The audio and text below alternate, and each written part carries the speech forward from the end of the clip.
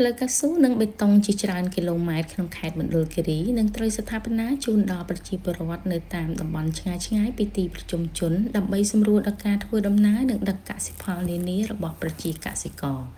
ផ្លូវកៅស៊ូនិងបេតុងជាច្រើនគីឡូម៉ែត្រនឹងត្រូវស្ថាបនាជូនដល់ប្រជាពលរដ្ឋដើម្បីសម្រួលការធ្វើដំណើរពីប្រជុំជនខេត្តមណ្ឌលគិរីទៅតាមបណ្ដាភូមិឃុំនានាដែលតែងតែជួបប្រទះការលំបាកអស់ជាច្រើនឆ្នាំជាពិសេសគឺការដឹកជញ្ជូនកសិផលរបស់ប្រជាកសិករ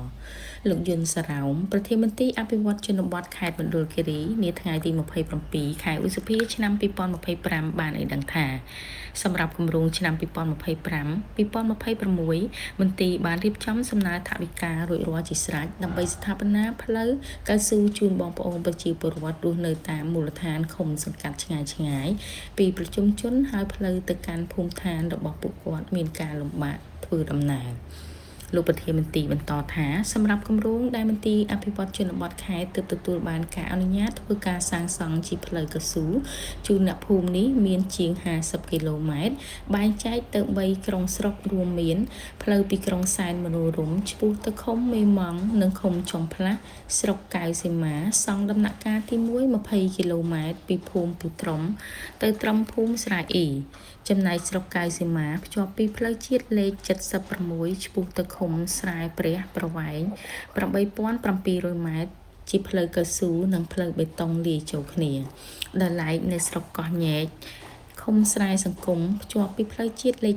76ទៅដល់ភូមិកែរពៅក៏ទទួលបានផ្លូវកៅស៊ូថ្មីជាង20គីឡូម៉ែត្រផងដែរជាមួយគ្នានេះសម្រាប់គម្រោងផ្លូវខេត្តមណ្ឌលគិរីដែលលោកប្រធានមន្ត្រីប្រឹងប្រែងតស៊ូកន្លងមកនឹងបន្សល់ទុកឲ្យខេត្តនិងអ្នកបន្តវេនមានគម្រោងកូរ៉េសម្រាប់អនុវត្តចុងឆ្នាំ2025ដើមឆ្នាំ2026គម្រោងមួយទៀតជាគម្រោងពិពិធកម្មមាន2គម្រោងថែមទៀតគម្រោងទី1ពីឃុំស្រែអំពូមទៅឃុំ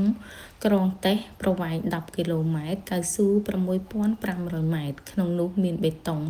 2500ម៉ែត្រគម្រោងទី2ផ្លូវបេតុងប្រវែង2700ម៉ែត្រនៅឃុំពុះជ្រៃពីផ្លូវជាតិលេខ76វត្តអូឆែលដល់ក្រុមហ៊ុន DTC លោកយុនសារ៉ោមប្រធានមន្ត្រីអភិវឌ្ឍជនបទខេត្តមណ្ឌលគិរីបានសំណូមពរដល់បងប្អូនប្រជាពលរដ្ឋអ្នកប្រើប្រាស់ផ្លូវទាំងអស់នៅពេលទទួលបានសមិទ្ធផលថ្មីសូមជួយថែរក្សាការពារមិនត្រូវដឹកលើកទម្ងន់ធ្ងន់កំណត់កាប់កាយគាស់បង្កឲ្យផ្លូវមានការខូចខាតដែលនាំឲ្យខាតថវិកាជាតិនិងប្រើប្រាស់មិនបានយូរអង្វែងដោយលោកវុតសុភ័ក្រ